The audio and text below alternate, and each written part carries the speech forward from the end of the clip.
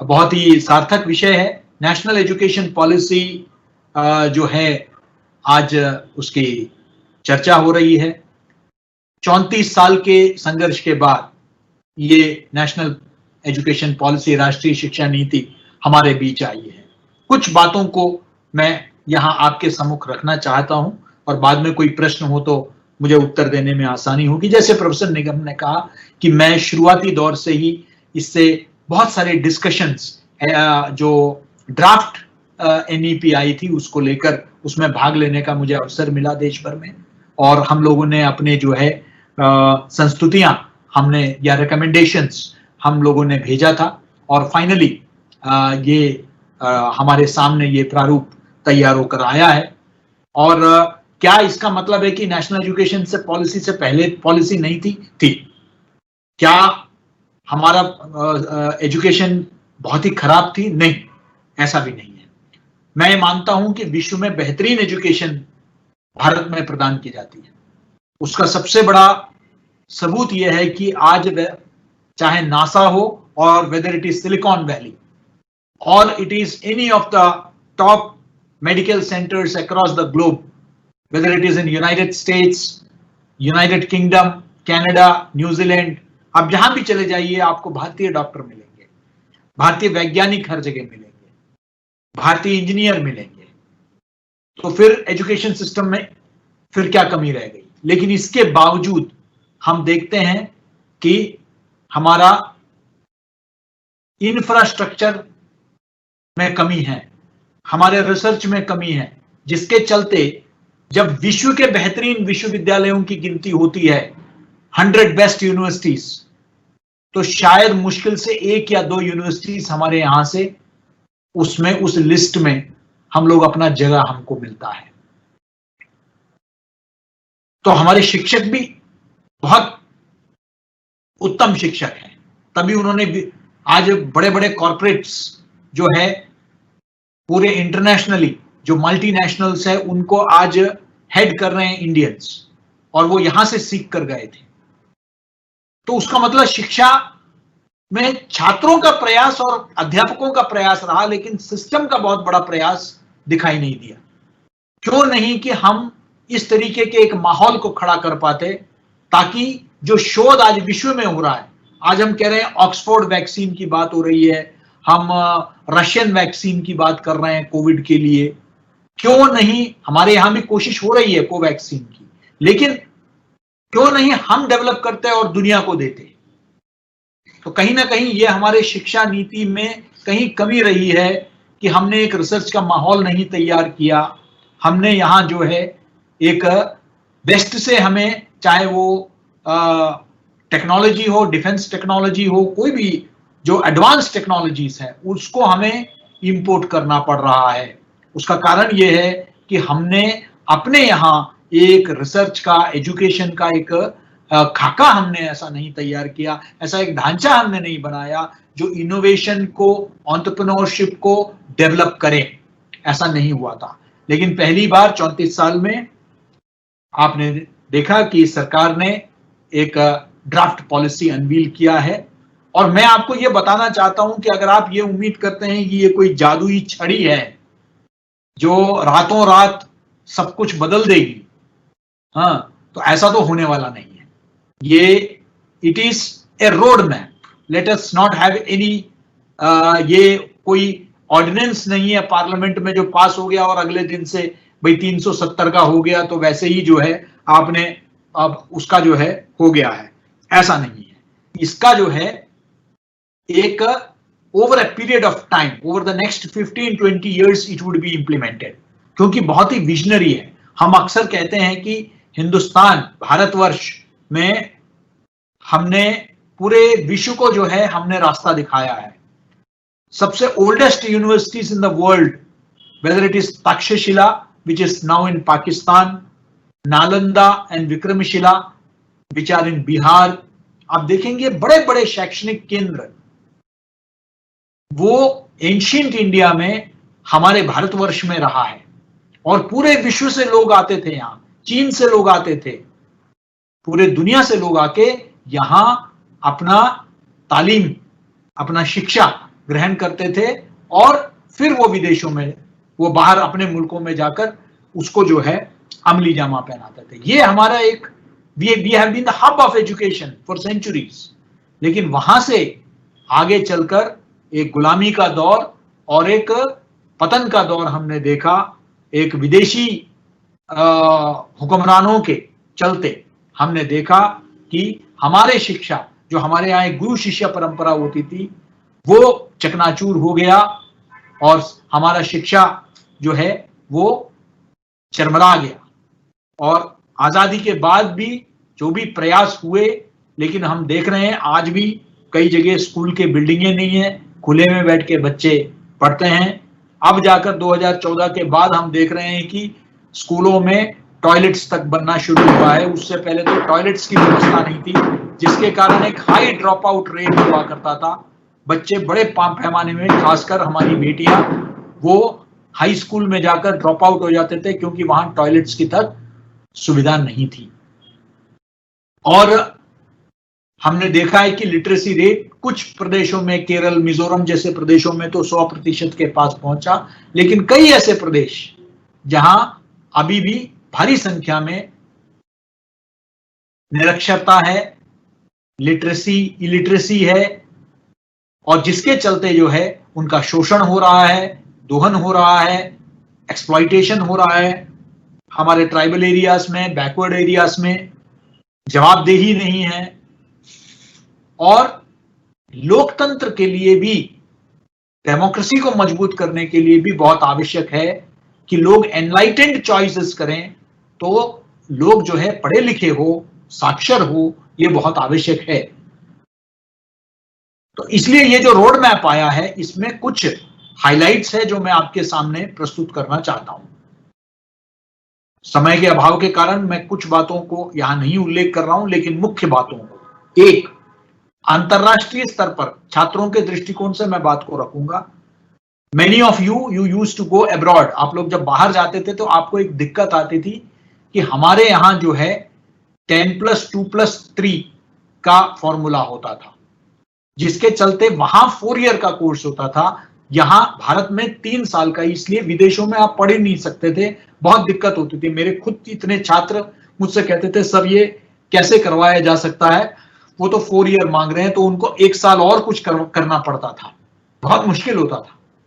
आज हम global standardisation में आ गए हैं, जिसके चलते अब आप 4 ईयर प्रोग्राम हम लोगों का होगा, 5 ईयर प्रोग्राम्स होंगे, जिसके चलते हम लोग फर्स्ट ईयर में हम लोगों ने एग्जिट ऑप्शन दिया है इस नए एजुकेशन पॉलिसी में। किसी कारणवश अगर कॉलेज में ज्वाइन करने के बाद 1 साल बाद अगर आप छोड़ना चाहते हैं तो आपको जो है एक सर्टिफिकेट मिल जाएगा।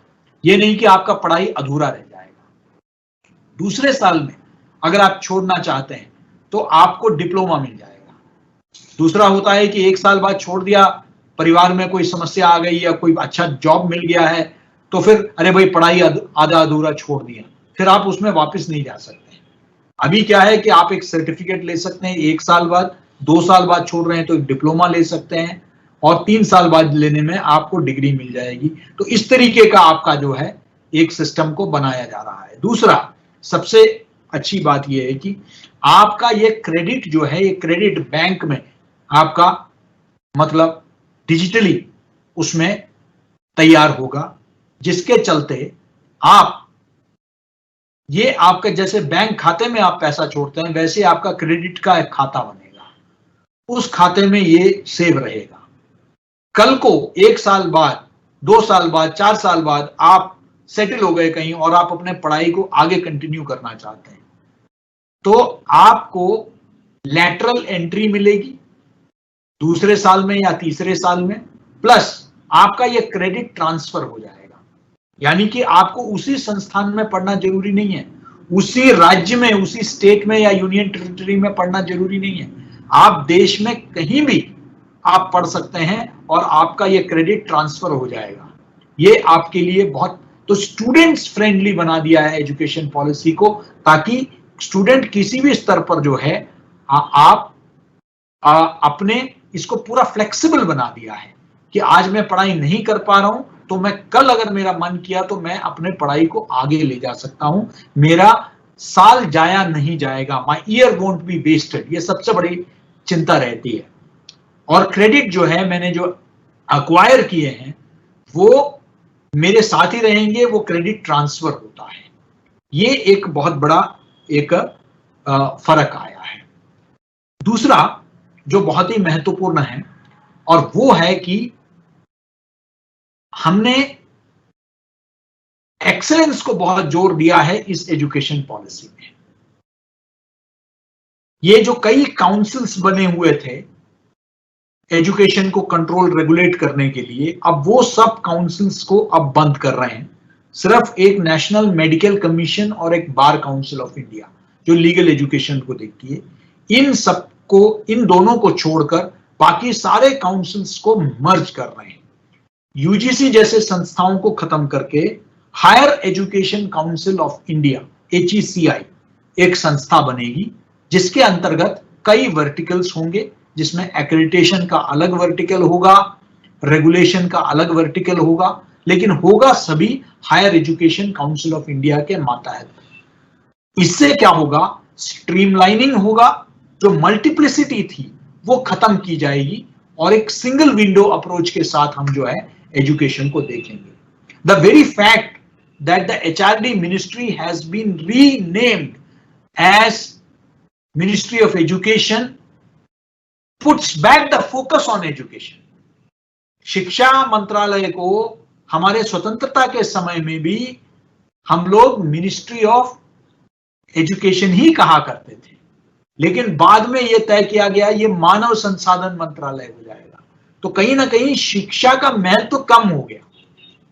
आज नाम में खुद उस महत्व को वापस ला दिया गया है कि मंत्रालय का नाम मिनिस्ट्री ऑफ एजुकेशन होगा। तो focus is back on education, जबकि एजुकेशन ह्यूमन रिसोर्स डेवलपमेंट का एक हिस्सा है, लेकिन एजुकेशन पर पूरा फोकस रहे इसलिए मंत्रालय का नाम भी बदल दिया गया है। यह बहुत इंपॉर्टेंट है। देखिए, मदर टंग इस एजुकेशन पॉलिसी की एक खासियत है, ये किसी एक भाषा की बात नहीं करती है। ये नहीं कहती है कि भाई हिंदी को ही आगे बढ़ाइए, ये नहीं कहती है कि किसी अंग्रेजी को बढ़ाइए, ये कहती है कि मातृभाषा या स्थानीय भाषा बच्चे को जो है पढ़ने का प्राइमरी एजुकेशन, क्योंकि जो ओरिजिनल थिंकिंग है हम लोगों की वो अपनी भाषा में ही आती है, उसको हम फिर तर्जमा करते हैं इंग्लिश में या किसी और भाषा में, हम उसको अनुवाद करते हैं, लेकिन हमारी जो थिंकिंग है, थॉट प्रोसेस जो है वो हमारे मदर टंग में ही होती है। बहुत कम लोग होंगे जो शायद अंग्रेजी में सोचते हैं, हम सब ज्यादातर हिंदी में या अपनी मातृभाषा में, स्थानीय भाषा में हम लोग सोचते हैं। और किसी से अंग्रेजी में बात करनी हो तो अब मैं ही बीच बीच में आपसे अंग्रेजी में शब्द आ रहे हैं, क्योंकि मैं बहुत लंबे समय तक अंग्रेजी मीडिया में मैंने काम किया है, तो वो जब मैं बात करता हूं तो हिंदी को मैं अनुवाद कर रहा हूं अंग्रेजी में, ओरिजिनल थिंकिंग मेरी हिंदी में है। तो वो आपको सोचने की आवश्यकता है कि आज ओरिजिनल थिंकिंग को डेवलप करें हम अपने मातृभाषा में, क्योंकि हम अपने माँ बाप से उस भाषा में, चाहे वो पंजाबी हो, तमिल हो, तेलुगु हो, बांग्ला हो, असमिया हो, हम अपने माता पिता के साथ भी उसी भाषा में बात करते हैं। जो बचपन से हमें जो लोरियां सुनाई जाती है वो उस भाषा में सुनाई जाती है, और सडनली हम स्कूल में जाके कोई और भाषा सीखने लग जाते हैं।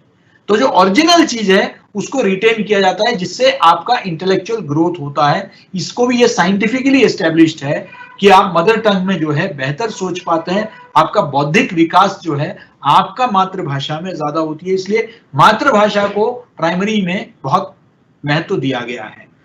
बहुत ही इंपॉर्टेंट है एक्सेलेंस, जिसकी मैं बात कर रहा था।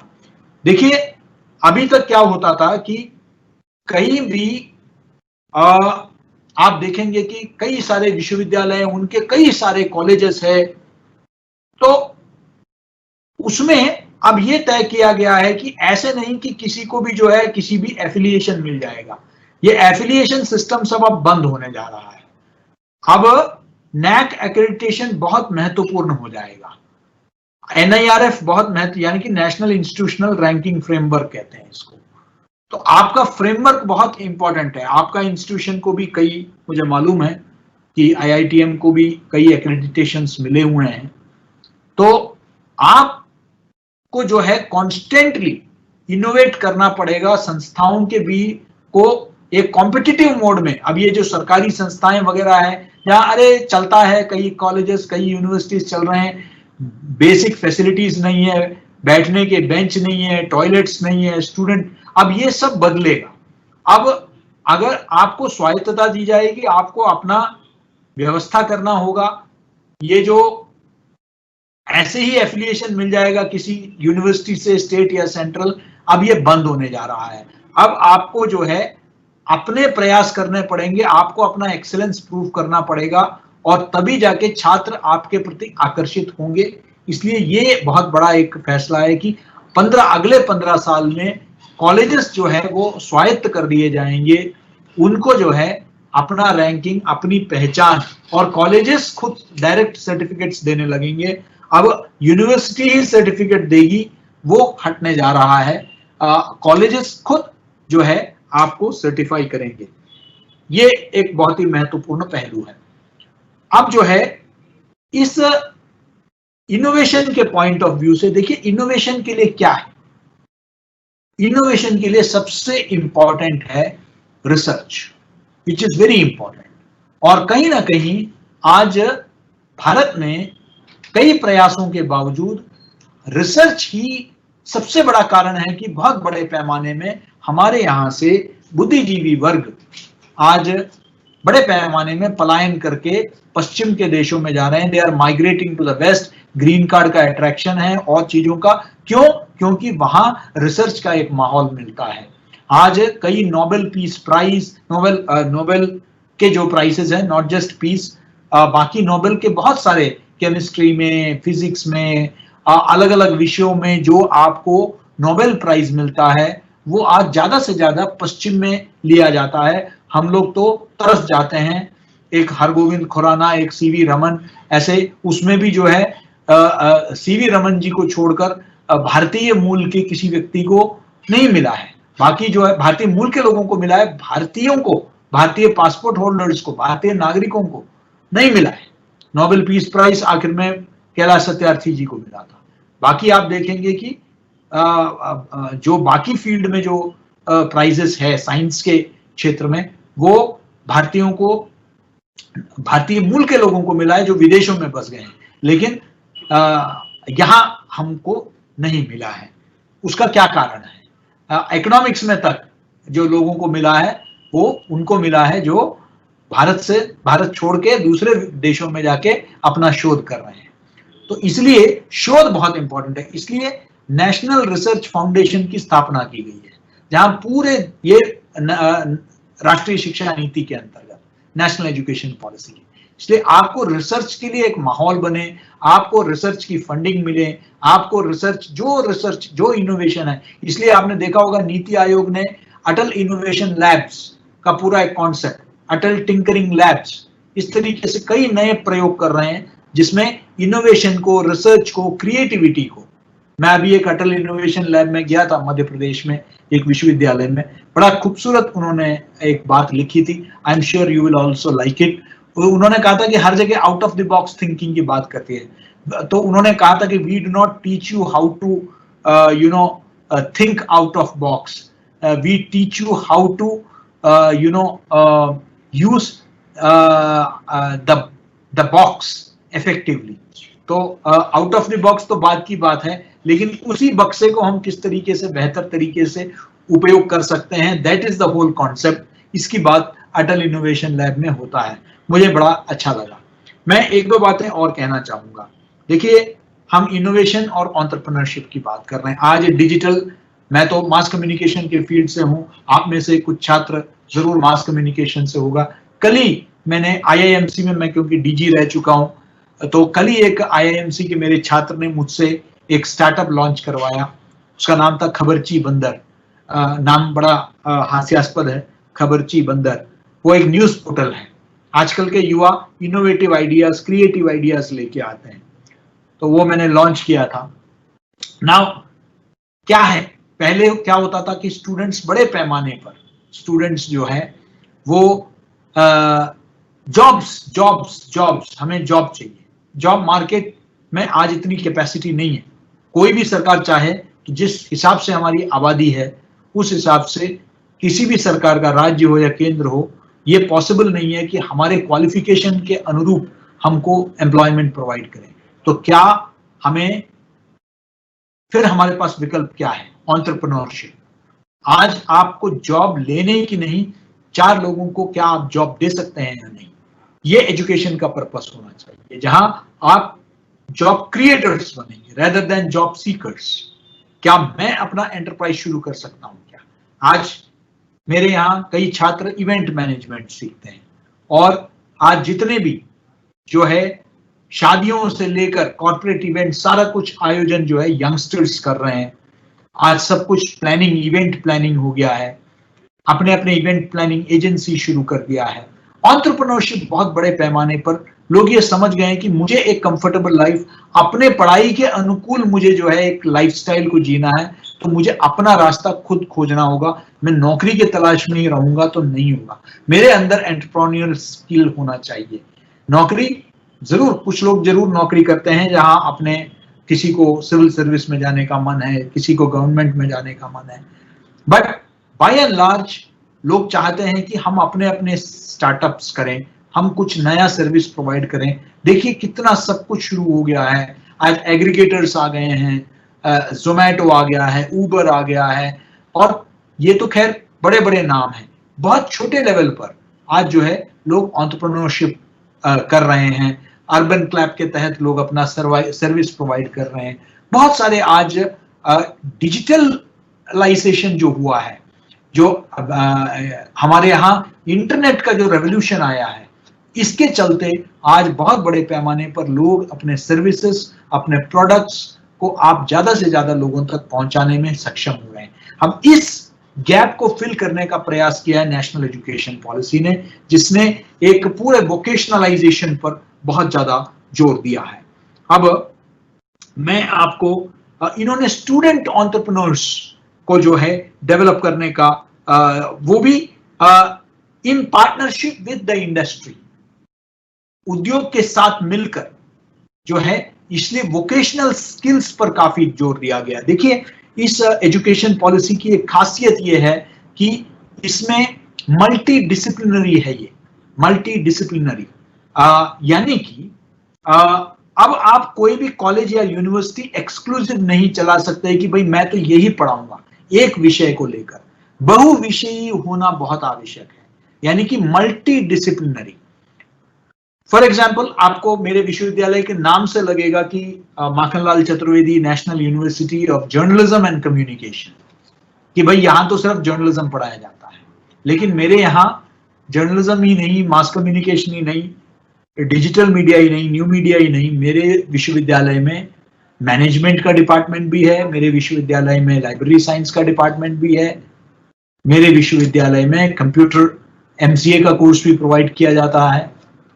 तो we are a multidisciplinary university, कई विषयों को लेकर। अब फोकस मल्टी डिसिप्लिनरी यूनिवर्सिटी नहीं, आपका कोर्स, यानी कि आप समझ लीजिए कि आप एक डॉक्टर MBBS कर रहे हैं, तो आप उसके साथ साथ CBCS choice based credit system के अंतर्गत आप कोई और विषय भी ले सकते हैं, वो जरूरी नहीं है साइंस से जुड़ा हुआ।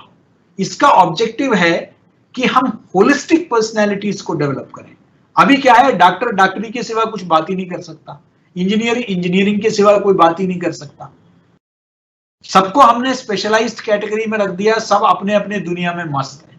अब एक होलिस्टिक पर्सनैलिटी डेवलपमेंट पर पूरा तरीके से जोर है, जिसके चलते हम होलिस्टिक पर्सन, यानी कि आप अगर मेडिसिन पढ़ रहे हैं तो साथ में म्यूजिक पढ़ने में आपको, ये आपका हॉबी नहीं होगा, बल्कि आपको उसके क्रेडिट्स भी मिलेंगे।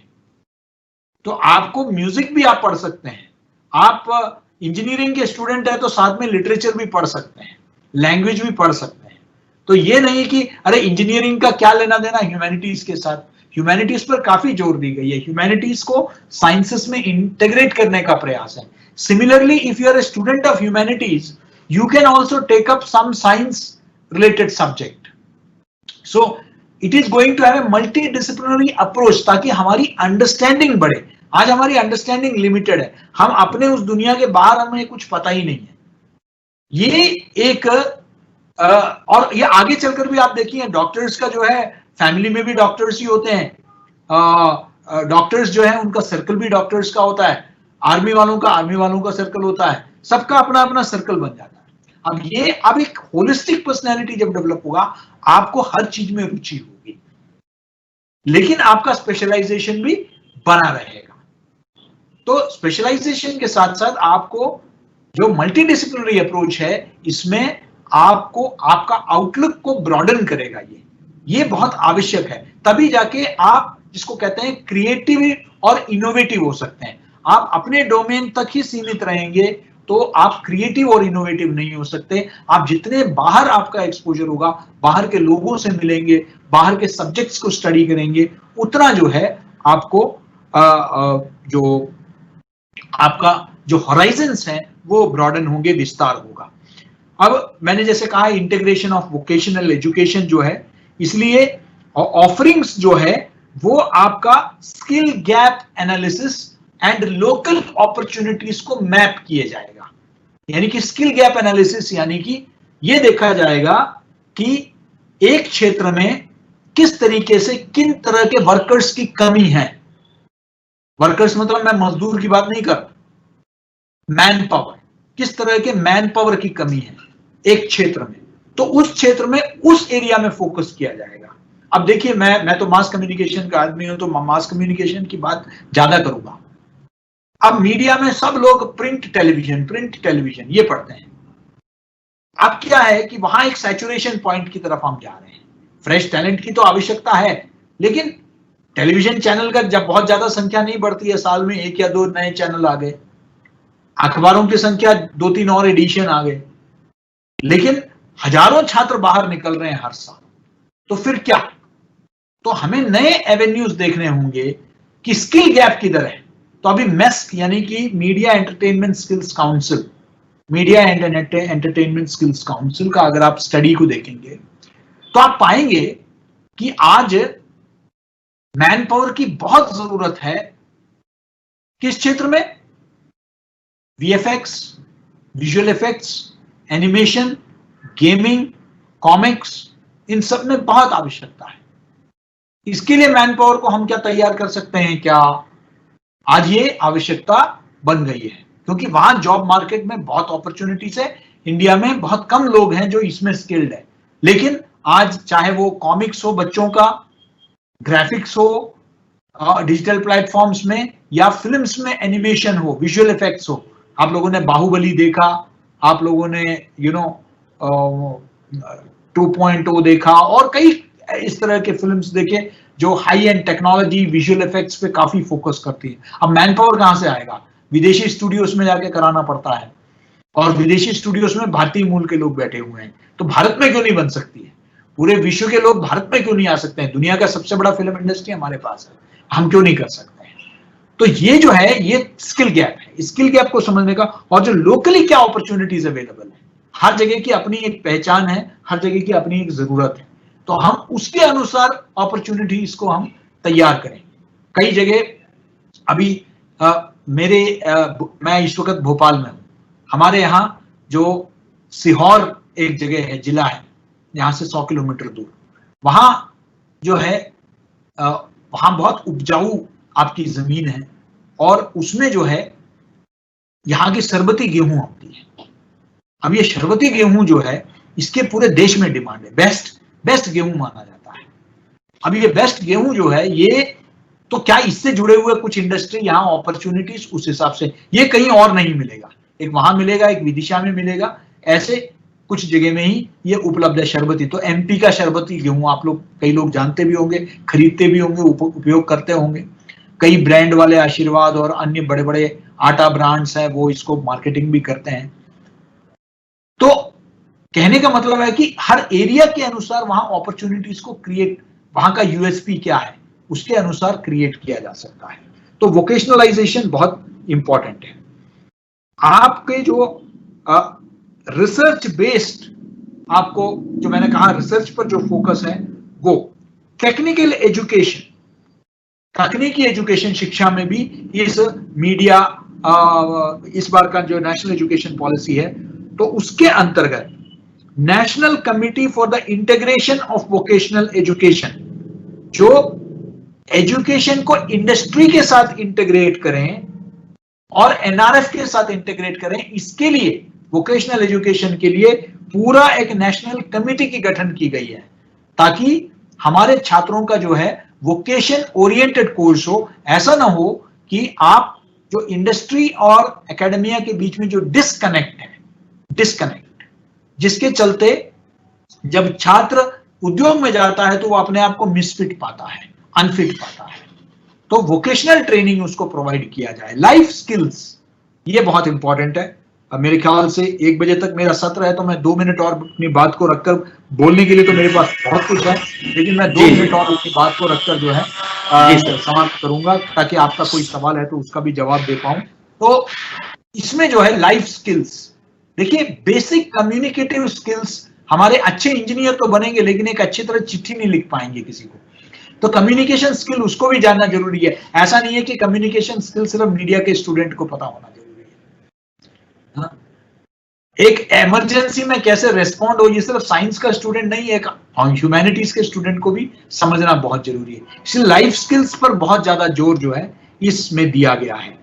सो the whole idea is that this is a very futuristic education policy, जो भारत को एक वैश्विक एजुकेशन शैक्षणिक हब बनाए, एक ग्लोबल एजुकेशन हब बनाए। इसके लिए हम, ताकि विदेशी छात्र इधर आए और इधर आके सीखें, उनके लिए भी एक आकर्षण का केंद्र हो। अभी तो अफ्रीका और कुछ एशिया के कुछ गरीब मुल्कों के, विकासशील मुल्कों के कुछ बच्चे आते हैं, लैटिन अमेरिका के, लेकिन आगे चल के पश्चिम के छात्र भी सिर्फ भारतीय संस्कृति पढ़ने नहीं आए, बल्कि टेक्नोलॉजी पढ़ने आए, साइंस पढ़ने आए, इंजीनियरिंग पढ़ने आए। इस तरह का एक माहौल बनाया जाएगा, इंस्टीट्यूशंस ऑफ एक्सीलेंस खड़े किए जाएंगे, जो बेहतर परफॉर्म करते हैं उनको अवार्ड किया जाएगा। तो इस तरीके से बहुत सारे प्रावधान इसमें किए गए हैं। अंततोगत्व, lastly the objective is that हम एक ग्लोबल एजुकेशन हब में बने। हमारा जो एक कल्पना हमेशा से रही है कि भारत एक विश्व गुरु है, इसलिए भारतीय संस्कृति को भी, भारतीय करण को भी, इंडिजिनस नॉलेज को भी प्रमोट करने की बात की गई है, जिसमें हम अब जैसे संचार नीति है हमारे, जो हम लोग जो कम्युनिकेशन मॉडल्स, विनीत जी और अनिल निगम जी, ये सब कम्युनिकेशन के मास्टर्स हैं। तो अभी तक हम पश्चिम के कम्युनिकेशन मॉडल्स को ही अपने मीडिया स्कूल्स में सिखाते रहे हैं, लेकिन भरत मुनि के नाट्यशास्त्र, साधारणीकरण, इस तरह के जो एक पूरा एक भारतीय और जिसको हम कहते हैं एशियन मॉडल्स जो है, बुद्धिस्ट मॉडल ऑफ कम्युनिकेशन, इस तरीके से जो कम्युनिकेशन का मॉडल है, जो हमारे संस्कृति, स्वभाव, हमारे आचरण इससे पूरी तरीके से तालमेल खाता हो, उसको भी हम बढ़ावा दे रहे हैं इस एजुकेशन पॉलिसी में, ताकि हमारी एजुकेशन की एक अलग पहचान हो। हम पश्चिम को नकल करके हम यहां नहीं बना रहे हैं, हमारा एक भारतीय मॉडल खड़ा हो और भारत को आत्मनिर्भर बनाए, भारतीयों को आत्मनिर्भर बनाए, इस उद्देश्य के साथ बनाया गया ये शिक्षा नीति है। आप अगर इसके मूल भाव को समझ गए तो फिर मैं समझता हूं कि हम इस शिक्षा नीति को कारगर और बेहतर बना सकते हैं। आप सभी को मेरे शुभकामनाएं, my best wishes are always with you.